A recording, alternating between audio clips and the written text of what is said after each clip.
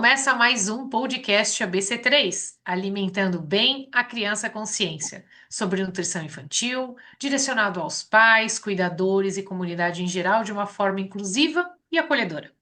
O objetivo é fornecer informações confiáveis, baseadas em evidências científicas, esclarecer dúvidas frequentes, desmistificar crenças e promover o conhecimento assertivo sobre a alimentação saudável das nossas crianças e adolescentes. E tudo isso de uma forma muito leve, com exemplos práticos do dia a dia da nossa família brasileira. Lógico que não farei isso sozinha, eu conto com o apoio dos nossos especialistas. Estou aqui com o Dr. Túlio Constantiner, pediatra e nutrólogo, Dr. Matias Epifânio, também pediatra, gastroenterólogo, e eu, Tamara Lazzarini, nutricionista, para fechar o nosso trio. Vamos lá falar hoje de um tema que é realmente uma dúvida de grande parte da família brasileira. Leite de vaca, herói ou vilão? Vamos lá, essa é a pergunta do milhão? Vamos lá.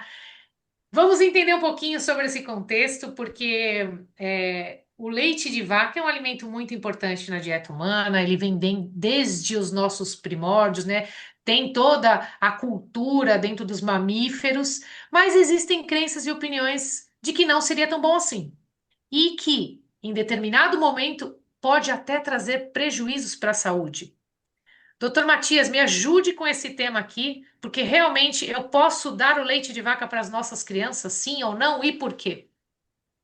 Bom, olá Tamara, olá Túlio. É um tema muito importante. Hoje o podcast é um tema super controvertido, né? Porque a gente escuta opiniões de um lado, opiniões de outro, mas vamos tentar trazer assim, o que tem de evidências e estudos, quais são as recomendações das sociedades mais importantes sobre esse tema, especificamente sobre nutrição infantil. Então, o leite em si é um alimento fundamental, né, para o ser humano. Existe a crença que eu tenho que tomar leite nos primeiros anos de vida, mas o leite em si, ele é fonte de vitaminas, é fonte de calorias, é fonte de proteínas fundamentais, de gorduras, digamos assim, de macronutrientes, então, e principalmente de um ponto muito importante que é tem um alto conteúdo de cálcio. Então, se o leite é um alimento para toda a vida, é um alimento muito adequado. Agora temos que entrar em pequenos contextos, e isso que a gente vai entrar aos poucos, né, Túlio? O tema é muito delicado. Tudo bem com vocês, Matias? Tamara, é bom estar aqui. É um tema bastante delicado. Eu diria, assim, de uma resposta geral, que não é nem herói nem vilão. Ao mesmo tempo de alguns benefícios que você trouxe, aí eu acho que cabe destacar mesmo que é a principal fonte de cálcio, principalmente nas fases de crescimento físico das crianças. O leite de vaca, ele pode ter momentos que ele não é adequado, que ele não deve ser oferecido. Isso está sendo recomendado nos últimos anos, de que não se deve oferecer leite de vaca para crianças menores de 1 ano. É uma recomendação baseada nas características do leite de vaca, porque ao mesmo tempo que a gente sabe que o leite materno ele é magicamente adequado às necessidades das crianças, o leite de vaca ele é magicamente adequado às necessidades de um bezerro, que são bem diferentes da necessidade do ser humano. O leite de vaca ele tem características bem diferentes com relação ao leite materno. E eu vou destacar alguns que são aquelas que nos fazem não recomendá-lo em crianças menores de 1 ano, que é a maior quantidade de gordura saturada, baixos teores de gorduras poliinsaturadas que são fundamentais, que são aqueles ácidos graxos essenciais, alguns micronutrientes, pouca quantidade, como vitamina D, E e C. Os micronutrientes, quando existem no leite de vaca, como existe ferro no leite de vaca, eles não são bem absorvidos pelo organismo.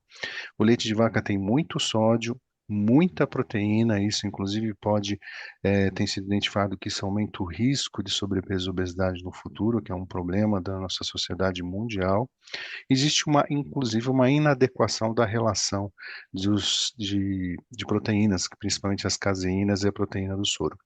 Então faz com que, neste primeiro ano de vida, não se recomenda. Não é proibido, uma vez que às vezes é a solução de alimentação de uma criança que não tem, cuja mãe não pôde amamentar no seio e ela não tem recurso para adquirir uma fórmula infantil que nutricionalmente é mais adequada, mas ele não é recomendado nesse período.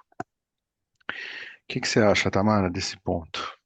Eu acho excelente colocação, doutor Túlio, porque essa é uma dúvida muito recorrente. É por isso que existe hoje alternativas, né, que, embora sejam baseadas na composição com leite de vaca, elas são adaptadas às necessidades da criança menor de 1 ano, tá? Que são as fórmulas infantis que hoje são largamente difundidas.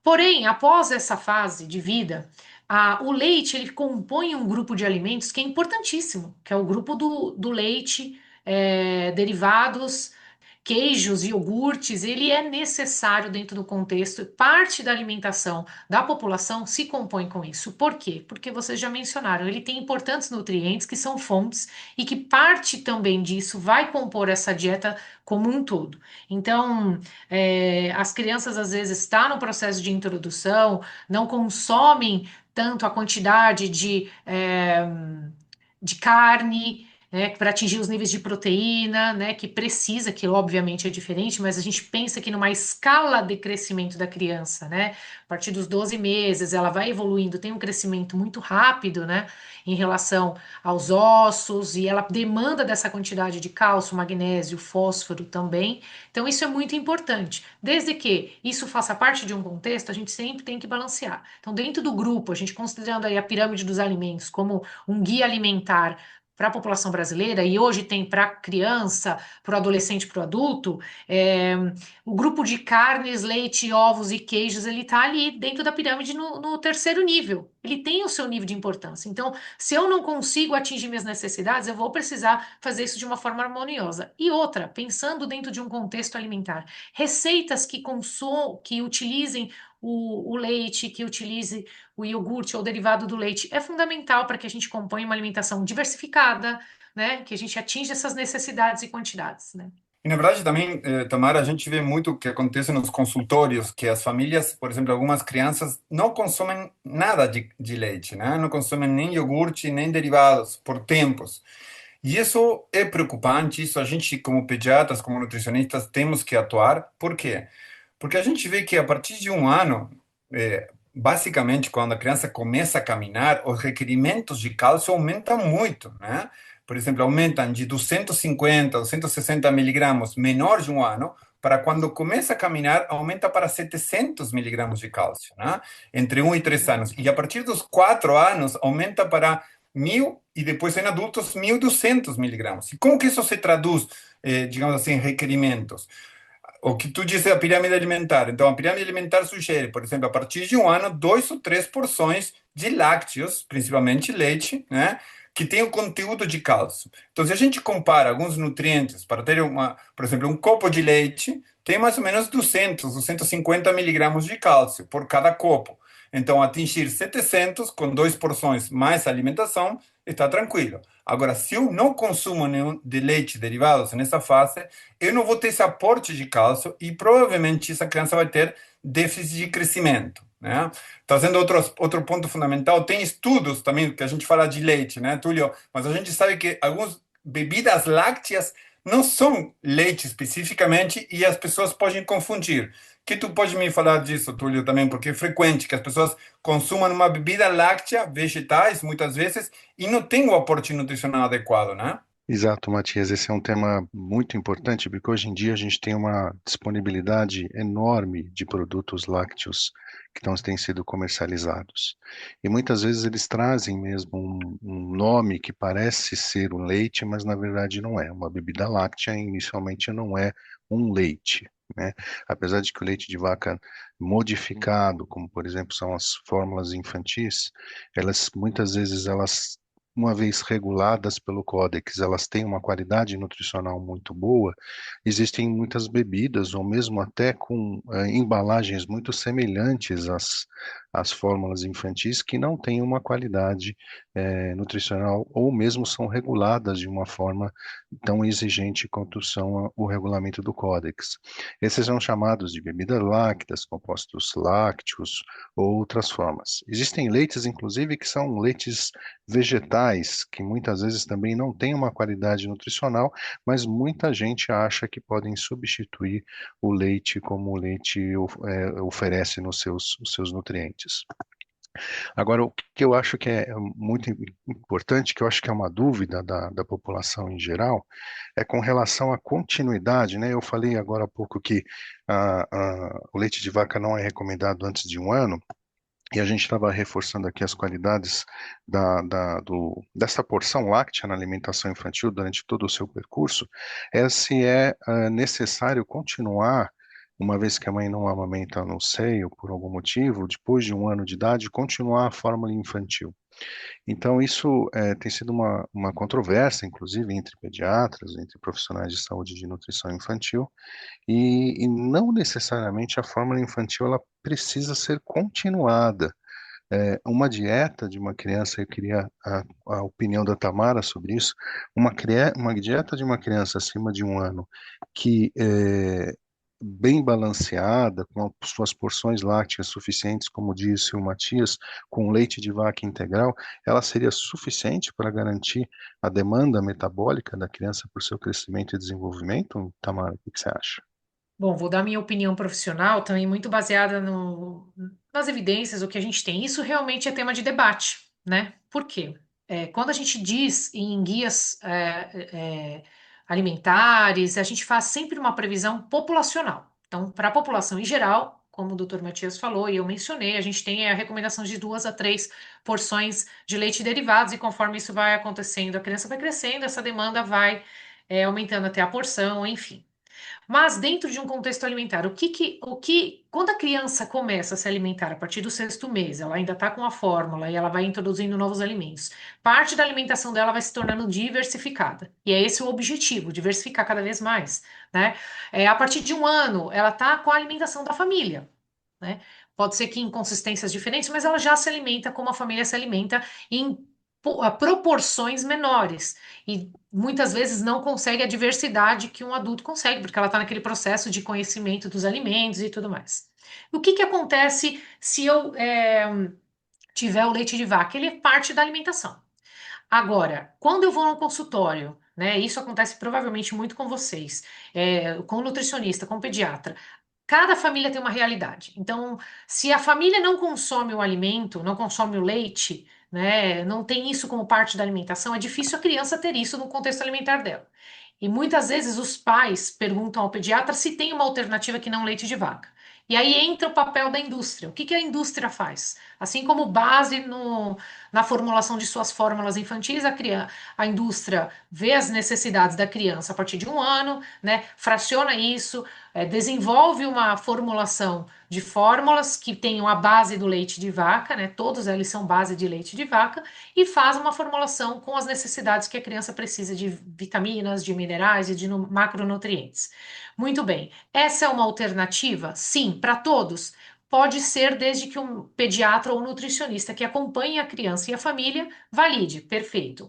Do contrário, a gente tem o leite de vaca como uma boa alternativa, sim, e ele deve ser considerado no contexto alimentar com as quantidades que precisam ser consideradas. Não substitui uma refeição por leite de vaca, né, que também por si só o excesso não é saudável, não deixar o consumo também de outros derivados de lado. Então, é uma decisão que deve ser tomada em conjunto com a família, considerando os hábitos familiares, culturais, sociais. Se a gente for em países da Europa, o leite ele é parte de um almoço, de uma refeição principal, né, como uma bebida, né?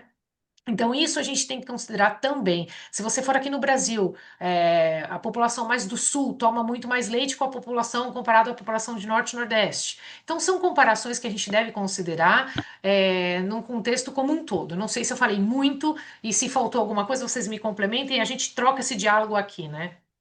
Eu acho super importante isso, Tamara, essa discussão de dar, bom, dar leite a gente sabe que sim, então acho que isso ficou bem claro que é um alimento fundamental. Agora a gente está, como o Túlio comentou, em que momento da vida, né? Porque essa qualidade desse nutriente que é o leite deveria ser melhor e mais adequado para essa idade. Então é diferente uma criança, como o Túlio comentou, menor de um ano e de 1 a 3 anos, a gente tem o que se chama as fórmulas infantis de segmento para crianças na primeira infância, que, como comentaram vocês dois, não são obrigatórios, mas ele tem uma adequação de nutrientes melhor. Tem essas gorduras poliinsaturadas que o Túlio comentou, tem melhor adequação de vitaminas, de ferro, principalmente. E nós sabemos que nossa população brasileira, ela tem uma alta prevalência de déficits nutricionais. Agora, todo mundo tem déficits nutricionais? Não. Mas é uma forma, talvez, de, digamos, prevenir ou de diminuir essa possibilidade de prevalência de micronutrientes que seria importante. Uma Mas coisa que vamos eu passar. queria Fala. complementar, só um ponto que eu acho importante. Muitas vezes, nessa fase, a partir de 1 ano, a gente começa a encontrar muito com a criança seletividade alimentar. Claro. Muitas vezes ela não quer se alimentar de outros alimentos. E a fórmula de primeira infância, ela pode auxiliar nesse contexto para suprir as necessidades de vitaminas e minerais, porque ela está muito seletiva e não é uma seletiva considerado um diagnóstico de doença, tá? É um processo natural de adaptação, de aceitação dos alimentos. E aí essa criança consumindo a fórmula, a gente consegue pelo menos assegurar que ela tem um aporte minimamente adequado de vitaminas, minerais e macronutrientes que ela precisaria. Era só um adendo, porque muitas vezes a gente tem essa dificuldade em relação a É, aceitação de uma fórmula de primeira infância, mas ela pode ser muito útil para muitas famílias. é. Mas, Túlio, muitos pais trasladam, digamos assim, suas preocupações com os tipos diferentes de leite para os filhos, né? Então, a gente vê muito no consultório, imagino que tu também, por exemplo, posso dar leite sem lactosa? Posso dar leite desnatado para meu filho? Posso dar leite A2 para meus filhos? Que tu tem visto isso no consultório e quais são tuas orientações para esses pais? Em primeira instância, é o leite de vaca que deve ser dado, né, a partir de 1 ano, de forma rotineira, né? E é só para reforçar essa questão que a gente estava discutindo, né? As fórmulas infantis a partir de 1 ano, elas não são de uso rotineiro, mas de fato elas podem ser um auxílio importante para crianças que passam por dificuldades alimentares ou mesmo têm algum grau de desnutrição, seja ela relacionada ao peso, estatura ou mesmo deficiência de algum micronutriente específico. Bom, os leites de vaca que têm essas características, desnatados, semidesnatados, sem lactose, de vacas A2, né? Eles são de características específicas que devem ser dados em contextos específicos. Então, se há um diagnóstico de intolerância à lactose da criança, o leite sem lactose é o que deve ser oferecido, porque essa criança não tem a capacidade de digerir a lactose, que é o principal açúcar do leite, por exemplo. Mas não de forma rotineira para prevenir a intolerância à lactose. A mesma coisa acontece quando você utiliza o leite A2, que é um leite razoavelmente novo, aí, um tipo de leite de vaca que contém apenas proteínas beta-caseína 2, né, que são provenientes de um genótipo A2, que elas produzem menos essa quantidade dessa caseína e, consequentemente, menos produtos que agridem a mucosa intestinal e podem diminuir os desconfortos gastrointestinais da criança.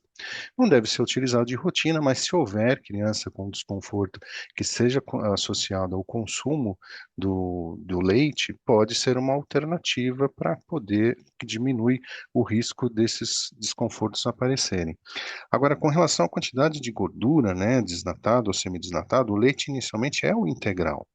Semidesnatado é um leite que pode ser utilizado quando uma criança tem excesso de peso, ou tem algum distúrbio do metabolismo dos lípides, ou tem aumento de triglicérides, colesterol. Então, o leite semidesnatado ele pode ser utilizado e nunca o desnatado, porque quando você tira a gordura do leite de uma forma integral, você também está tirando a possibilidade está tirando do leite as vitaminas que são consideradas lipossolúveis, que é vitamina A, D, E e K. Então, só no máximo, se você quer reduzir a quantidade calórica da ingestão alimentar pelo componente leite materno, leite de vaca da dieta, usar o semidesnatado. Muito bem, acho que a gente pode passar para aquela nossa etapa de mitos e O famoso, verdades. esse é o famoso e o que todo mundo gosta, né? Nossa audiência sempre elogia esse bloco, né, doutor Túlio? Isso mesmo. Então eu vou perguntar para o Matias: leite de vaca é inflamatório, Matias? Mito ou verdade? Bom, boa pergunta, né? Eu tenho muitas publicações, inclusive tem uma publicação muito boa da ABRAM, que é a Associação Brasileira de Nutrologia, junto com a Sociedade Brasileira de Alimentação e Nutrição, um consenso muito adequado, onde uma dessas perguntas foi realizada, né? Especificamente, o leite de vaca causa inflamação? E não existe até o momento nenhuma evidência científica de que o leite ou seus derivados causem inflamação, né? Obviamente, a gente tem que diferenciar de outras situações clínicas que a gente pode falar, né? Que se confundem muito.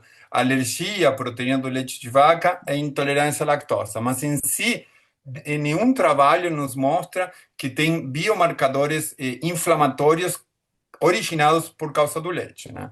Eu queria, acho que é importante falar isso, né?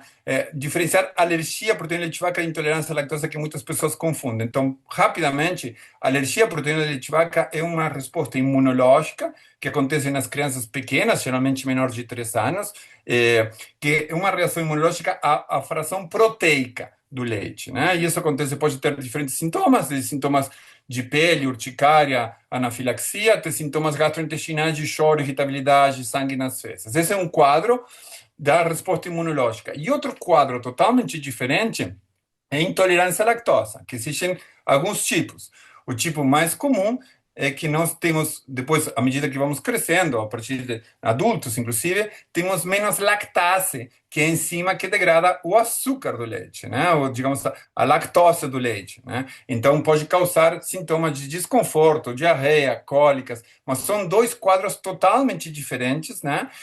E as crianças, algumas crianças podem ter intolerância à lactose secundária algum quadro, por exemplo, gastrointestinal, com diarreia prolongada, algumas situações, por exemplo, doença celíaca, que nos leve a uma atrofia intestinal e, portanto, uma transitoriedade de diminuição da lactase. Então, acho que era importante, Tamara, aclarar isso, mas acho que basicamente, alergia e intolerância à lactose são duas coisas completamente diferentes e nenhuma delas, digamos assim, está relacionada claramente, digamos, se relacionam com o leite, uma que diz com a proteína e outra com a lactose. Mas inflamação especificamente, fora a situação específica da alergia à proteína de leite de vaca, o leite não causa inflamação. E o que tu tem que para nos contar de mito e verdade, Tamara? O que tu nos pode dizer? Um mito é o ser humano não precisa de leite. Isso realmente é um mito, né? O ser humano precisa de leite. Nós nos adaptamos, existe uma adaptação fisiológica do nosso corpo. Existe uma linha hoje de pessoas e profissionais que não aderem ao consumo do leite, né? Outros que têm estilo de vida mais vegetariano estrito, que não consome nenhum derivado de origem animal, né? Enfim, não carne, leite, ovos e todos os seus derivados. Mas o ser humano ele tem essa necessidade, existe uma necessidade real, fisiológica de nutrientes que nós precisamos, e o cálcio, que é a principal fonte de nutriente do leite e seus derivados, ele tem uma alta absorção, né? Então, uma coisa é, eu consigo cálcio de outros alimentos. Sim, você tem, mas qual é a biodisponibilidade desse nutriente para isso? Né? Então, da proteína que vem do leite, do cálcio que vem do leite, magnésio, fósforo, que é toda uma composição para que a gente tenha toda a fase da vida, né? O nosso crescimento ósseo, de uma forma geral, que é bem importante, mas também muscular, né? E todas as articulações, e até mesmo numa vida futura, a redução do risco de uma osteopenia, de uma osteoporose, que muitas vezes é inerente à vida, fisiologicamente acontece. Então, ele é sim importante, o ser humano precisa do leite. Ou dos seus derivados, ou de preparações com, né, para que ele tenha, assim, além de tudo, uma alimentação saudável e diversificada. Agora, eu não sei. É mito ou é verdade que o leite tem muito cálcio, doutor Túlio? Qual a sua opinião profissional sobre isso? Tem muito cálcio? Tem muito cálcio. Tem cálcio, muito não no sentido excessivo, né? Muito no sentido de fonte alimentar de cálcio para todas as idades, né? Principalmente para as crianças que estão esticando o osso, né? Estão crescendo, o metabolismo ósseo, ele tem fases de velocidade de crescimento maiores, que são nos primeiros anos de vida, e depois naquela fase da puberdade, que o cálcio, o fósforo que tem no leite, eles são muito importantes. Então, é verdade que o cálcio, inclusive, a principal fonte alimentar de cálcio é o leite, é o leite. Agora, eu queria, nessa fase que a gente vai passar de nessa fase final de conversa, eu queria destacar, apesar da gente ter mostrado algumas qualidades, e destacado aqui a importância do consumo do leite, e falado de algumas coisas que são inadequadas com relação à sua composição, principalmente para menores de 1 ano, eu queria destacar que outras vantagens ou benefícios têm sido, assim, mais como uma frase aí final de encerramento da minha parte, que outros benefícios têm sido evidenciados na literatura científica com relação ao consumo do leite para todas as idades, né? Então, tem sido associado a menor risco de hipertensão arterial, menor risco de trombose, o leite com uma ação antioxidante, uma ação antilipidêmica, uma ação, inclusive, ao contrário do mito da inflamação, uma ação anti-inflamatória. Então, uma participação, desde que de uma forma bem adequada e balanceada na dieta, com vantagens para diminuir o risco de doenças crônicas não transmissíveis. Então, fortalecendo aí para outras faixas etárias, o consumo, a necessidade do consumo desse grupo alimentar. Perfeito, doutor Túlio. E a gente já encaminhando para o final, dicas práticas, frases finais, é que variar as fontes de cálcio, incluindo o leite de vaca, dentro da alimentação é perfeito. E quanto mais considerar todas as fases da vida e suas especificidades para as fases da vida, isso é fundamental. A gente falou muito do consumo consciente, né, para menores de 1 ano de idade.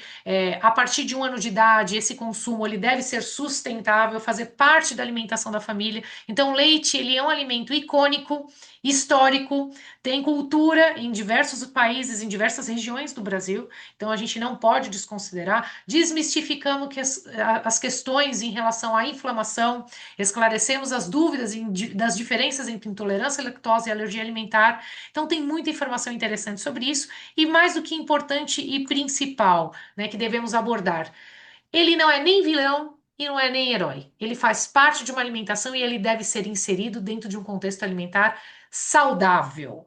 E a gente encerra hoje aqui, né, com mais uma vez um episódio que, a pedido de vocês, abordamos esse tema. Tragam suas dúvidas, comente lá nas nossas mídias sociais, compartilhe este episódio com quem você acha importante entender um pouco mais sobre o tema e espero vê-los em breve no nosso próximo episódio do podcast ABC3. Grande abraço!